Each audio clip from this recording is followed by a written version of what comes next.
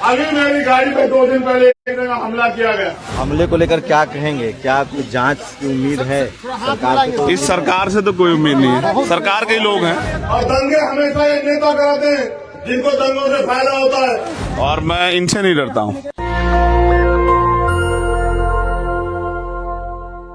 इस समय जमशेदपुर में हूँ और चंद्रशेखर रावण ने अपनी भाषण दिया है और उन्होंने उस बात का जिक्र भी किया है कि किस तरह से यूपी के मुजफ्फरनगर में उन पर हमला हुआ था। उसको लेकर मैं उनसे बात भी करने की कोशिश करूंगा। और बहुत सारे लोग हैं, उनके फैन फॉलोइंग है। जमशेदपुर में एक स्पीच दे रहे थे वो, और वो आने वाले हैं और उनसे बात करने की भी कोशिश करूंगा। जिस तरह से चंद्रशेखर रावण पर हमला हुआ है उसको लेकर लगातार सवाल उठ रहे हैं। उन्होंने अपने भाषण में भी कहा है कि जिस तरह से मुझ पर हमला हुआ है वो ठीक नहीं है, मैं बर्दाश्त नहीं करूंगा। और चंद्रशेखर आने वाले हैं, ज़्यादा आप आवाज़ सुन रहे होंगे। और मैं कोशिश करूंगा कि उनसे एक सवाल तो नहीं ले, और ठीक उनको एयरपोर्ट जाना है। और एक सवाल, हमले को लेकर क्या कहेंगे? क्या कुछ जांच की उम्मीद है सरकार को? इस सरकार से तो कोई उम्मीद नहीं है, सरकार के ही लोग हैं। बहुत ज्यादा नुकसान था, गाड़ियां तोड़ी गई। आपको सिक्योरिटी क्यों नहीं लेते हैं? सरकार कह रही है कि सिक्योरिटी हम देना चाहते हैं, वो लेना नहीं चाहते हैं। सरकार आपसे कुछ कहती है, मुझसे कुछ कहती है। मैंने 1 साल पहले सिक्योरिटी के लिए अप्लाई किया था, मैं जानता था कल ये लोग आरोप लगा सकते हैं, आज तक तो नहीं दी। समाज सिक्योरिटी करता है, उनसे बहुत उम्मीद है, इनकी सिक्योरिटी से भी उम्मीदें कम है। पूरे दुनिया भर से मैंने कल वीडियो डाला, मैसेज आ रहे हैं कि आप पूछिए उनको क्या मदद चाहिए, किस तरह की सुरक्षा का इंतजाम करे। क्या समाज आपकी सुरक्षा का इंतजाम करे? समाज कर रहा है, और मैं इनसे नहीं डरता हूँ। मैं बस एक ही चीज़ से डरता हूँ कि जो उम्मीदें मेरे लोगों को मुझसे हैं, मैं उसमें कोई कमी ना करूँ। बाकी मैं इनसे नहीं डरता हूँ। मौत तो एक बार आनी है, जब आएगी मौत तो उसका सामना आप लोगों के भी जाते रहेंगे? बिल्कुल जाऊंगा, यही आता है मुझसे, इन्हीं से मैं हूँ। शुक्रिया। तो देखिए, चंद्रशेखर यादव रावण पर हमला हुआ था, ये तस्वीरें दिखा रहा हूँ मैं आपको। वो कह रहा है, ये गौर करना, और ये सच है कि वो कह रहा है कुछ दिनों में मिटाकर रख दूंगा नस्ल तेरी। वो कह रहा है कि कुछ दिनों में मिटाकर रख दूंगा नस्ल तेरी। है उसकी आदत, है उसकी आदत, डरा रहा है मेरी फितरत, डरा नहीं हूं। न कल डरे, न आए डरे, और न डरेंगे। ये मुल्क हमारा, और इस मुल्क में हम स्वाभिमान सम्मान के साथ जिएंगे, हक अधिकार के साथ जिएंगे। मैं समझता हूं कि आज हालात हमारे फेवर में नहीं है, लेकिन हमेशा हालात ऐसे नहीं रहेंगे। जिस दिन हमारे लोग दुश्मन को समझ जाएंगे, दोस्त को समझ जाएंगे, और अपनी जिम्मेदारी को समझ जाएंगे, जिस दिन वो लोग हक अधिकार के लिए लड़ने के लिए आ जाएंगे, मैदान में उतरेंगे, तो मैं पूरी जिम्मेदारी से कहता हूं कि दुश्मन में इतनी हिम्मत नहीं कि वो हमारे सामने खड़ा हो जाए। वो भाग खड़ा होगा, वो पीछे से वार करता है, वो धोखे से वार करता है। मैं अपने भीम आर्मी के नौजवान साथियों से कहना चाहता हूं, जमाना तुम्हारी तरफ देख रहा है, तुम्हारे कंधों में बहुत बड़ी जिम्मेदारी। एक तरफ बांटने वाले लोग हैं, एक तरफ जोड़ने वाले लोग हैं। मैं आपसे उम्मीद करता हूं कि झारखंड में जो एकता होनी चाहिए थी बहुत दिन पहले, जो नहीं बन पाई, जो धर्म जाति के नाम पे बांट के दुश्मन राज कर रहा है, उसको जवाब देने का समय आ गया। ऐसे हालातों में, नाजुक हालातों में लोग उम्मीद करते हैं कि लोग खड़े हों और बाएं फैला के अपने भाइयों का इस्तकबाल करें, स्वागत करें, और एकता बना के दूसरे के हाथ पकड़ के साबित करें कि अब हम इनकी बातों में नहीं आने वाले। मैं ये कहना चाहता हूं पूरी जिम्मेदारी से, मेरा तजुर्बा है, मैंने पढ़ा इतिहास को कि मुल्क में कभी दंगे नहीं होते। मैं दंगों का जिक्र नहीं करना चाहता, क्योंकि ये एक षड्यंत्र है। दंगे इसलिए कराए जाते हैं कि जो कौम तरक्की करना चाहती है वो तरक्की से ध्यान हटा के दंगों की तरफ, अपनी सुरक्षा की तरफ सोचती रहे। और दंगे हमेशा ये नेता कराते हैं जिनको दंगों से फायदा होता है। हमें बढ़ के कभी फायदा नहीं हो सकता है, हमें जुड़ के फायदा हो सकता है। ये जमहूरियत है, जिनका वोट है उनका राज होना चाहिए, मगर जिनका वो वोट है उनके हाथ ऐसे फैले हुए। ये दंगे इसलिए कराए जाते हैं कि जिससे नफरत बढ़ती रहे और नफरत के शिकार हम लोग होते रहे। हमें समझना पड़ेगा। और जिस दिन मेरी समझ में आया, मुझको हजरत मौलाना सज्जन नुमानी साहब जैसे लोगों ने समझाया और बताया कि ये इनके सबके पीछे कौन है, मेरी समझ में आया तो मैंने समझाना शुरू किया। और आज हालात ऐसी है कि आज हमारे लोग नहीं लड़ रहे एक दूसरे से। आज उनको समझ आया कि भाई कौन है और दुश्मन कौन है। इस बात को आगे बढ़ाने की देर है और दुश्मन के किसी भी साजिश में, उसके किसी भी झूठी बातों में आने की ना देर। अब उनकी बातों में ना आके अपनी हक अधिकार की लड़ाई को आगे बढ़ाना। मेरे साथियों ने बताया, कहा गया यहां विपक्ष की सरकार है। मुझे भी लगा अच्छा कि विपक्ष की सरकार है, यहां तो मेरे लोगों के हालात बड़े अच्छे होंगे। लेकिन जब मॉब लिंचिंग का डाटा देखा जाता है तो एहसास होता है कि वो जो केंद्र में सरकार बैठी हो, यहां की सरकार में के कारनामों में कुछ ज्यादा फर्क नहीं। इस सच्चाई को कहना पड़ेगा। मैं अपनी जबान पे ताला नहीं लगा सकता हूं। मैं गुलाम नहीं हूं किसी का, और ना ही मैं किसी से जो है, मैं किसी का झुकना पसंद करता हूं। सच कहूंगा, और सच ये है कि यहां की सरकार भी हमें कीड़े मकोड़े समझ रही है। उन्होंने जो वादे किए लोकतंत्र में इस चुनाव से पहले कि हम ये करेंगे, आज उन पर काबिल नहीं है। मैं यहां की सरकार को भी कह रहा हूं कि वो अपने अंदर बदलाव करे। वो अपने वादों को, जो वादे उन्होंने किए थे आवाम से, उन पर खरा उतरे। वरना उस सरकार का भी सामना करना पड़ा तो सरकार का भी सामना करेंगे, अपने लोगों की आवाज को दबने नहीं देंगे। एक बहुत बड़ी घटना में आपका ध्यान आकर्षित कराना चाहता हूं। यहां की छोड़ दो, यहां के साथियों ने कल रात से बताया कि परमिशन नहीं दे रहे थे, तो मैंने उनसे कहा कि देखो एक पक्ष की सरकार है जो परमिशन नहीं देती। यहां जो बैनर पोस्टर लगाए गए थे उनको फाड़ दिया गया, तो हमने कहा कि उनको बैनर फाड़ने दो, हम उनके घमंड जो है वो फाड़ देंगे, जो घमंड अपने दिल में रखे हुए। हमारा भाईचारा जिंदाबाद था और जिंदाबाद है। लेकिन साथियों, मैं जो इस मंच से कह रहा हूं उस पर अमल होना चाहिए। भारत के सुप्रीम कोर्ट ने आरक्षण पर जो कैप किया, आपके एजेंडे में सबसे पहला मसला आपने रखा है कि ईडब्ल्यूएस का आरक्षण खत्म होना चाहिए। ये गलत है, वास्तविकता में गलत। लेकिन भारत के सुप्रीम कोर्ट में सर्वोच्च न्यायालय ने उसको मान्यता दी और कहा कि आज हमने 50% की कैप खत्म कर दी है। मैं एक मंच से कहना चाहता हूं कि मुल्क की तरक्की, मुल्क में रहने वालों की तरक्की, इस आवाम की तरक्की तब होगी जब इस आवाम के लोगों को हक अधिकार मिलेंगे, जब इस आवाम के लोगों को नौकरी मिलेगी, रोजगार मिलेगा, जमीन मिलेगी, आगे बढ़ने के अवसर मिलेंगे, तब जो है इनके हालात बदलेंगे। तो मैं मानता हूं कि जिसकी इतनी संख्या भारी उसकी इतनी हिस्सेदारी। संख्या के आधार पर आरक्षण इस देश में अब लागू होने का समय आ चुका। चाहे वो मुसलमान की आबादी हो, चाहे वो सिख की आबादी हो, चाहे वो जैन की आबादी हो, चाहे वो दलित की आबादी हो, चाहे वो पिछड़े वर्ग की आबादी हो जिनकी 52% आबादी हो, झुंझुना 27% का वो भी पूरा नहीं मिलता, उसको लेके घूम रहे। और इसके लिए जरूरत है कि मुल्क में जातिगत जनगणना होनी चाहिए। जब जातिगत जनगणना होगी अभी पर्दा खुलेगा कि किसकी कितनी संख्या और किसको मिला क्या देश में।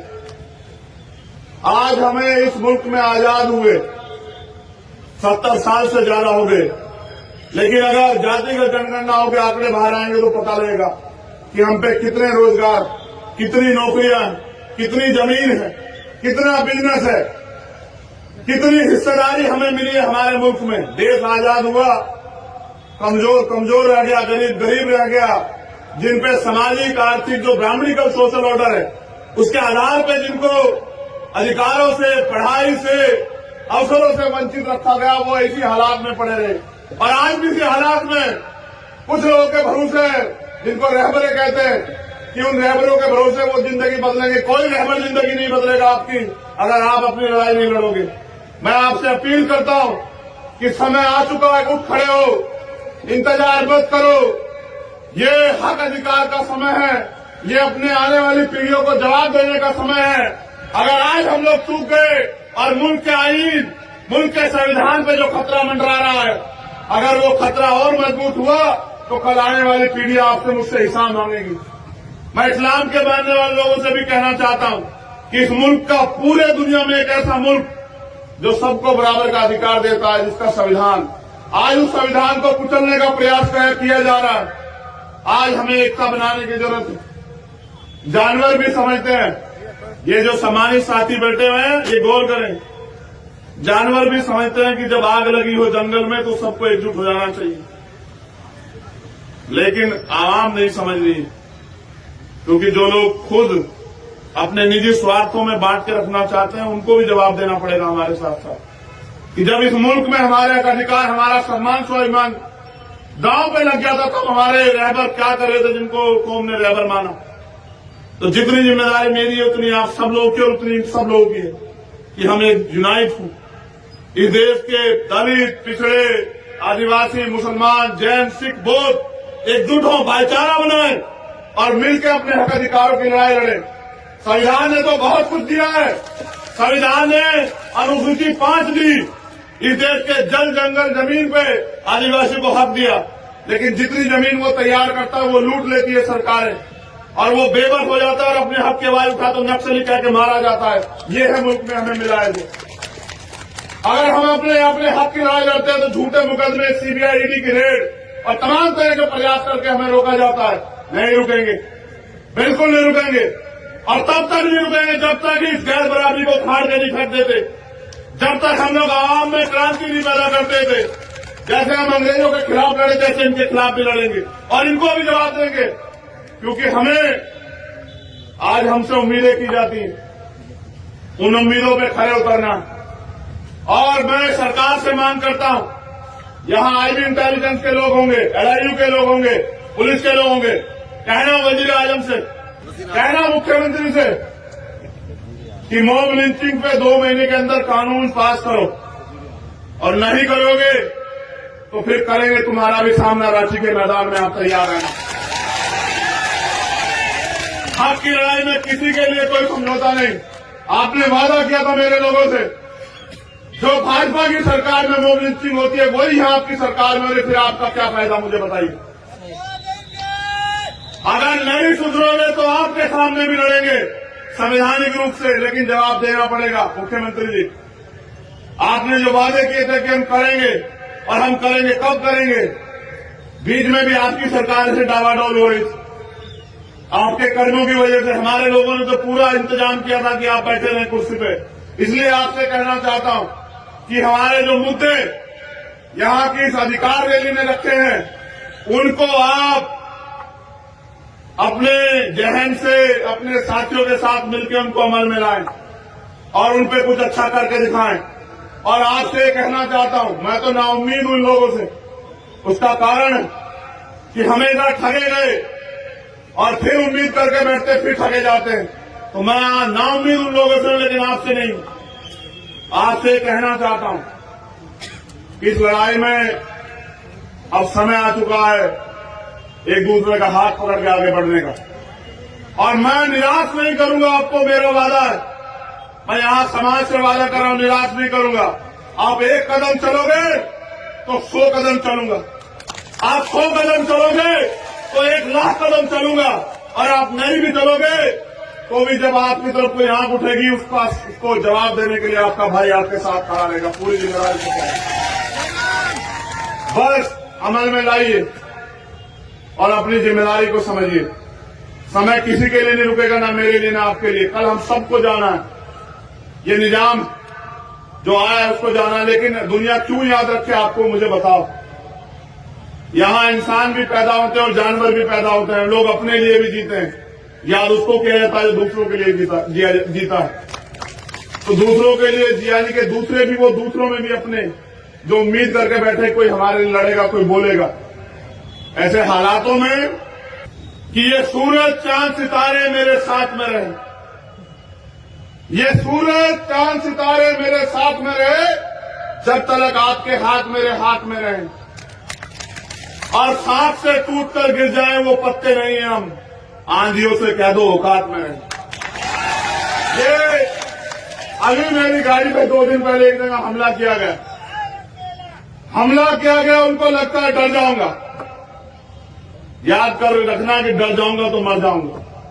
आजाद जिया हूं, आजाद मरूंगा। ये मुल्क मेरा है और इस मुल्क की तरक्की के लिए, इस मुल्क में रहने वाले अपने लोगों के लिए अगर कोई कीमत चुकानी पड़ी तो तैयार हो। तो ये तस्वीरें दिखा रहा था चंद्रशेखर रावण पर जिस तरह से हमला हुआ है, उसको लेकर उन्होंने कहा है कि वो इस हमले से डरने वाले नहीं हैं और वो लगातार कोशिश करेंगे और जनता के बीच जाते रहेंगे। शंभू कुमार सिंह, नेशनल दस्तक, जमशेदपुर। नेशनल दस्तक की आपसे गुजारिश है कि अगर इसको बचाना चाहते हैं तो नेशनल दस्तक को सब्सक्राइब करने के लिए रेड कलर के सब्सक्राइब बटन को दबाएं, फिर बेल आइकन की घंटी दबाएं। नेशनल दस्तक को बचाने के लिए बहुत जरूरी है कि हर खबर को शेयर करें, लाइक करें, कमेंट जरूर करें।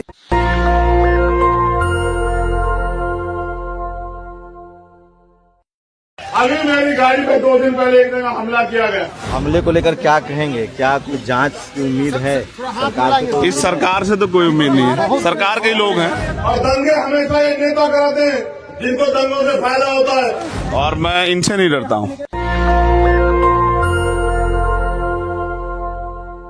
इस समय जमशेदपुर में हूं और चंद्रशेखर रावण ने अपनी भाषण दिया है और उन्होंने उस बात का जिक्र भी किया है कि किस तरह से यूपी के मुजफ्फरनगर में उन पर हमला हुआ था। उसको लेकर मैं उनसे बात भी करने की कोशिश करूंगा और बहुत सारे लोग हैं, उनके फैन फॉलोइंग है। जमशेदपुर में एक स्पीच दे रहे थे वो, और वो आने वाले हैं और उनसे बात करने की भी कोशिश करूंगा। जिस तरह से चंद्रशेखर रावण पर हमला हुआ है उसको लेकर लगातार सवाल उठ रहे हैं। उन्होंने अपने भाषण में भी कहा है कि जिस तरह से मुझ पर हमला हुआ है वो ठीक नहीं है, मैं बर्दाश्त नहीं करूंगा। और चंद्रशेखर आने वाले हैं, ज़्यादा आप आवाज़ सुन रहे होंगे और मैं कोशिश करूंगा कि उनसे एक सवाल तो नहीं ले, और चूँकि उनको एयरपोर्ट जाना है। और एक सवाल, हमले को लेकर क्या कहेंगे? क्या कुछ जांच की उम्मीद है सरकार से? इस सरकार से तो कोई उम्मीद नहीं है, सरकार के ही लोग हैं। बहुत ज्यादा नुकसान था, गाड़ियां तोड़ी गई। आपको सिक्योरिटी क्यों नहीं लेते हैं? सरकार कह रही है कि सिक्योरिटी हम देना चाहते हैं, वो लेना नहीं चाहते हैं। सरकार आपसे कुछ कहती है, मुझसे कुछ कहती है। मैंने 1 साल पहले सिक्योरिटी के लिए अप्लाई किया था, मैं जानता था कल ये लोग आरोप लगा सकते हैं, आज तक तो नहीं दी। समाज सिक्योरिटी करता है, उनसे बहुत उम्मीद है, इनकी सिक्योरिटी से भी उम्मीदें कम है। पूरे दुनिया भर से मैंने कल वीडियो डाला, मैसेज आ रहे हैं कि आप पूछिए उनको क्या मदद चाहिए, किस तरह की सुरक्षा का इंतजाम करे। क्या समाज आपकी सुरक्षा का इंतजाम करे? समाज कर रहा है और मैं इनसे नहीं डरता हूँ। मैं बस एक ही चीज़ से डरता हूँ कि जो उम्मीदें मेरे लोगों को मुझसे हैं, मैं उसमें कोई कमी ना करूँ। बाकी मैं इनसे नहीं डरता हूँ। मौत तो एक बार आनी है, जब आएगी मौत तो उसका सामना। आप लोगों के बीच जाते रहेंगे? बिल्कुल जाऊंगा, यही आता है मुझसे, इन्हीं से मैं हूँ। शुक्रिया। तो देखिए, चंद्रशेखर यादव रावण पर हमला हुआ था, ये तस्वीरें दिखा रहा हूं मैं आपको। वो कह रहा है, ये गौर करना, और ये सच है कि वो कह रहा है कुछ दिनों में मिटाकर रख दूंगा नस्ल तेरी। वो कह रहा है कि कुछ दिनों में मिटाकर रख दूंगा नस्ल तेरी। है उसकी आदत, है उसकी आदत, डरा रहा है मेरी फितरत, डरा नहीं। न कल डरे, न आए डरे और न डरेंगे। ये मुल्क हमारा, और इस मुल्क में हम स्वाभिमान सम्मान के साथ जिएंगे, हक अधिकार के साथ जिएंगे। मैं समझता कि आज हालात हमारे फेवर में नहीं है, लेकिन हमेशा हालात ऐसे नहीं रहेंगे। जिस दिन हमारे लोग दुश्मन को समझ जाएंगे, दोस्त को समझ जाएंगे और अपनी जिम्मेदारी को समझ जाएंगे, जिस दिन वो लोग हक अधिकार के लिए लड़ने के लिए आ जाएंगे, मैदान में उतरेंगे, तो मैं पूरी जिम्मेदारी से कहता हूं कि दुश्मन में इतनी हिम्मत नहीं कि वो हमारे सामने खड़ा हो जाए। वो भाग खड़ा होगा, वो पीछे से वार करता है, वो धोखे से वार करता है। मैं अपने भीम आर्मी के नौजवान साथियों से कहना चाहता हूं, जमाना तुम्हारी तरफ देख रहा है, तुम्हारे कंधों में बहुत बड़ी जिम्मेदारी। एक तरफ बांटने वाले लोग हैं, एक तरफ जोड़ने वाले लोग हैं। मैं आपसे उम्मीद करता हूं कि झारखंड में जो एकता होनी चाहिए थी बहुत दिन पहले, जो नहीं बन पाई, जो धर्म जाति के नाम पे बांट के दुश्मन राज कर रहा है उसको जवाब देने का समय आ गया है। ऐसे हालातों में, नाजुक हालातों में लोग उम्मीद करते हैं कि लोग खड़े हों और बाएं फैला के अपने भाइयों का इस्तकबाल करें, स्वागत करें और एकता बना के एक दूसरे के हाथ पकड़ के साबित करें कि हम इनकी बातों में नहीं आने वाले। मैं ये कहना चाहता हूं पूरी जिम्मेदारी से, मेरा तजुर्बा है, मैंने पढ़ा इतिहास को कि मुल्क में कभी दंगे नहीं होते। मैं दंगों का जिक्र नहीं करना चाहता क्योंकि ये एक षड्यंत्र है। दंगे इसलिए कराए जाते हैं कि जो कौम तरक्की करना चाहती है वो तरक्की से ध्यान हटा के दंगों की तरफ, अपनी सुरक्षा की तरफ सोचती रहे। और दंगे हमेशा ये नेता कराते हैं जिनको दंगों से फायदा होता है। हमें बढ़ के कभी फायदा नहीं हो सकता है, हमें जुड़ के फायदा हो सकता है। ये जमहूरियत है, जिनका वोट है उनका राज होना चाहिए, मगर जिनका वो वोट है उनके हाथ ऐसे फैले हुए। ये दंगे इसलिए कराए जाते हैं कि जिससे नफरत बढ़ती रहे और नफरत के शिकार हम लोग होते रहे। हमें समझना पड़ेगा। और जिस दिन मेरी समझ में आया, मुझको हजरत मौलाना सज्जन नोमानी साहब जैसे लोगों ने समझाया और बताया कि ये इनके सबके पीछे कौन है, मेरी समझ में आया तो मैंने समझाना शुरू किया। आज हालात ऐसी है कि आज हमारे लोग नहीं लड़ रहे एक दूसरे से। आज उनको समझ आया कि भाई कौन है और दुश्मन कौन है। इस बात को आगे बढ़ाने की देर है और दुश्मन के किसी भी साजिश में, उसके किसी भी झूठी बातों में आने की ना देर। अब उनकी बातों में ना आके अपनी हक अधिकार की लड़ाई को आगे बढ़ाना। मेरे साथियों ने बताया, कहा गया यहां विपक्ष की सरकार है। मुझे भी लगा अच्छा कि विपक्ष की सरकार है, यहां तो मेरे लोगों के हालात बड़े अच्छे होंगे। लेकिन जब मॉब लिंचिंग का डाटा देखा जाता है तो एहसास होता है कि वो जो केंद्र में सरकार बैठी हो, यहां की सरकार में के कारनामों में कुछ ज्यादा फर्क नहीं। इस सच्चाई को कहना पड़ेगा। मैं अपनी जबान पे ताला नहीं लगा सकता हूं। मैं गुलाम नहीं हूं किसी का और ना ही मैं किसी से जो है, मैं किसी के आगे झुकना पसंद करता हूं। सच कहूंगा और सच ये है कि यहां की सरकार भी हमें कीड़े मकोड़े समझ रही है। उन्होंने जो वादे किए लोकतंत्र में इस चुनाव से पहले कि हम ये करेंगे, आज उन पर काबिल नहीं है। मैं यहाँ की सरकार को भी कह रहा हूं कि वो अपने अंदर बदलाव करे। वो अपने वादों को, जो वादे उन्होंने किए थे आवाम से, उन पर खरा उतरे। वरना उस सरकार का भी सामना करना पड़ा तो सरकार का भी सामना करेंगे, अपने लोगों की आवाज को दबने नहीं देंगे। एक बहुत बड़ी घटना में आपका ध्यान आकर्षित कराना चाहता हूं। यहां की छोड़ दो, यहां के साथियों ने कल रात से बताया कि परमिशन नहीं दे रहे थे, तो मैंने उनसे कहा कि देखो एक विपक्ष की सरकार है जो परमिशन नहीं देती। यहां जो बैनर पोस्टर लगाए गए थे उनको फाड़ दिया गया, तो हमने कहा कि उनको बैनर फाड़ने दो, हम उनके घमंड जो है वो फाड़ देंगे, जो घमंड अपने दिल में रखते हैं। हमारा भाईचारा जिंदाबाद था और जिंदाबाद है। लेकिन साथियों, मैं जो इस मंच से कह रहा हूं उस पर अमल होना चाहिए। भारत के सुप्रीम कोर्ट ने आरक्षण पर जो कैप किया, आपके एजेंडे में सबसे पहला मसला आपने रखा है कि ईडब्ल्यूएस का आरक्षण खत्म होना चाहिए। ये गलत है, वास्तविकता में गलत। लेकिन भारत के सुप्रीम कोर्ट में सर्वोच्च न्यायालय ने उसको मान्यता दी और कहा कि आज हमने 50% की कैप खत्म कर दी है। मैं इस मंच से कहना चाहता हूं कि मुल्क की तरक्की, मुल्क में रहने वालों की तरक्की, इस आवाम की तरक्की तब होगी जब इस आवाम के लोगों को हक अधिकार मिलेंगे, जब इस आवाम के लोगों को नौकरी मिलेगी, रोजगार मिलेगा, जमीन मिलेगी, आगे बढ़ने के अवसर मिलेंगे, तब जो है इनके हालात बदलेंगे। तो मैं मानता हूं कि जिसकी इतनी संख्या भारी उसकी इतनी हिस्सेदारी। संख्या के आधार पर आरक्षण इस देश में अब लागू होने का समय आ चुका। चाहे वो मुसलमान की आबादी हो, चाहे वो सिख की आबादी हो, चाहे वो जैन की आबादी हो, चाहे वो दलित की आबादी हो, चाहे वो पिछड़े वर्ग की आबादी हो जिनकी 52% आबादी हो, झुंझुना 27% का, वो भी पूरा नहीं मिलता, उसको लेके घूम रहे। और इसके लिए जरूरत है कि मुल्क में जातिगत जनगणना होनी चाहिए। जब जातिगत जनगणना होगी तभी पर्दा खुलेगा कि किसकी कितनी संख्या और किसको मिला क्या देश में। आज हमें इस मुल्क में आजाद हुए 70 साल से ज्यादा हो गए। लेकिन अगर जातिगत जनगणनाओं के आंकड़े बाहर आएंगे तो पता लगेगा कि हम पे कितने रोजगार, कितनी नौकरियां, कितनी जमीन है, कितना बिजनेस है, कितनी हिस्सेदारी हमें मिली है हमारे मुल्क में। देश आजाद हुआ, कमजोर कमजोर रह गया, गरीब गरीब रह गया। जिन पे सामाजिक आर्थिक जो ब्राह्मणिकल सोशल ऑर्डर है उसके आधार पे जिनको अधिकारों से, पढ़ाई से, अवसरों से वंचित रखा गया, वो इसी हालात में पड़े रहे। और आज भी इसी हालात में कुछ लोगों के भरोसे, जिनको रहबरे कहते हैं, कि उन रहबरों के भरोसे वो जिंदगी बदलेंगे। कोई रहबर जिंदगी नहीं बदलेगा आपकी अगर आप अपनी लड़ाई नहीं लड़ोगे। मैं आपसे अपील करता हूं कि समय आ चुका है, उठ खड़े हो, इंतजार मत करो। ये हक अधिकार का समय है, ये अपने आने वाली पीढ़ियों को जवाब देने का समय है। अगर आज हम लोग चूक गए और मुल्क के आईन, मुल्क के संविधान पे जो खतरा मंडरा रहा है, अगर वो खतरा और मजबूत हुआ तो कल आने वाली पीढ़ियां आपसे मुझसे हिसाब मांगेगी।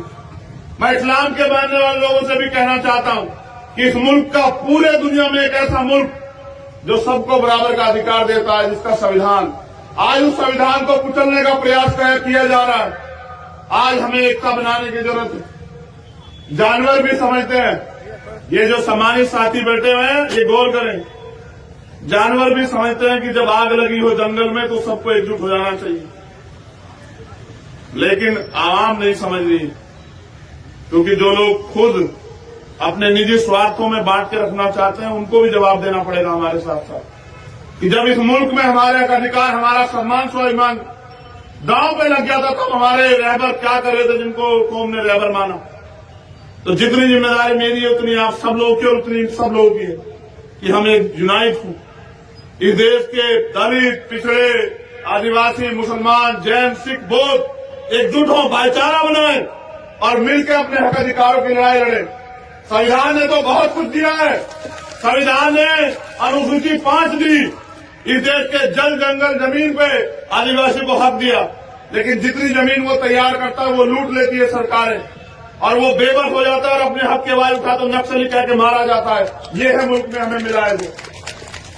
अगर हम अपने हक की लड़ाई लड़ते हैं तो झूठे मुकदमे, सीबीआई, ईडी की रेड और तमाम तरह के प्रयास करके हमें रोका जाता है। नहीं रुकेंगे, बिल्कुल नहीं रुकेंगे, और तब तक नहीं रुकेंगे जब तक इस गैर बराबरी को उखाड़ के नहीं फेंक देते, जब तक हम लोग आवाम में क्रांति नहीं पैदा करते थे।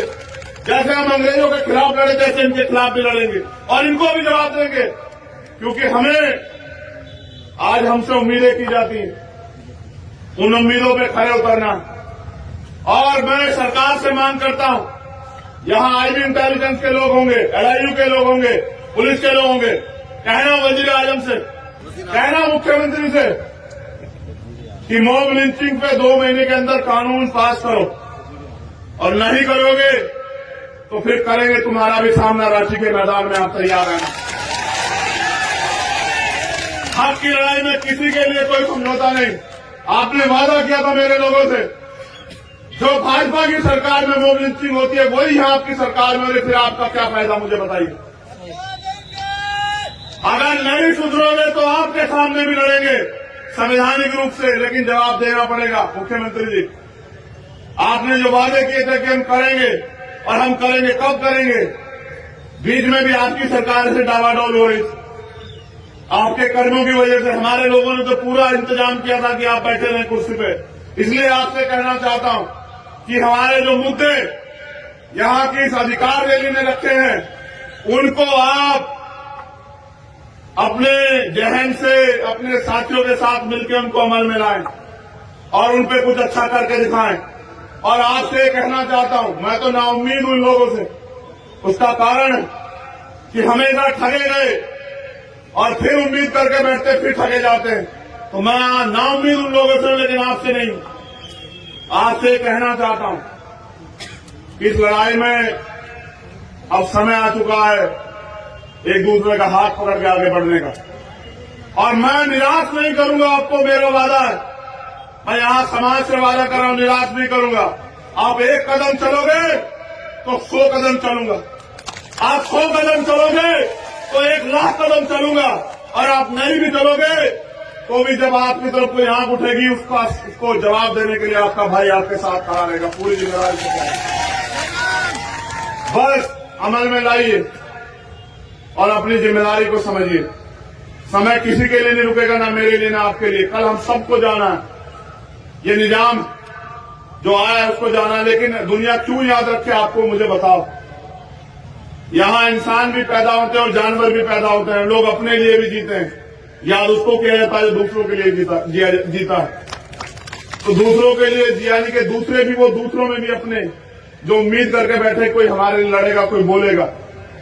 ऐसे हालातों में कि ये सूरज चांद सितारे मेरे साथ में रहे, ये सूरज चांद सितारे मेरे साथ में रहे, जब तक आपके हाथ मेरे हाथ में रहे, और सांप से टूटकर गिर जाए वो पत्ते नहीं है हम, आंधियों से कह दो औकात में रहे। ये अभी मेरी गाड़ी पे 2 दिन पहले एक जगह हमला किया गया, उनको लगता है डर जाऊंगा। याद कर रखना कि डर जाऊंगा तो मर जाऊंगा। आजाद जिया हूं, आजाद मरूंगा। ये मुल्क मेरा है और इस मुल्क की तरक्की के लिए, इस मुल्क में रहने वाले अपने लोगों के लिए अगर कोई कीमत चुकानी पड़ी तो तैयार हो। तो ये तस्वीरें दिखा रहा था चंद्रशेखर रावण पर जिस तरह से हमला हुआ है, उसको लेकर उन्होंने कहा है कि वो इस हमले से डरने वाले नहीं हैं और वो लगातार कोशिश करेंगे और जनता के बीच जाते रहेंगे। शंभू कुमार सिंह, नेशनल दस्तक, जमशेदपुर। नेशनल दस्तक की आपसे गुजारिश है कि अगर इसको बचाना चाहते हैं तो नेशनल दस्तक को सब्सक्राइब करने के लिए रेड कलर के सब्सक्राइब बटन को दबाएं, फिर बेल आइकन की घंटी दबाएं। नेशनल दस्तक को बचाने के लिए बहुत जरूरी है कि हर खबर को शेयर करें, लाइक करें, कमेंट जरूर करें।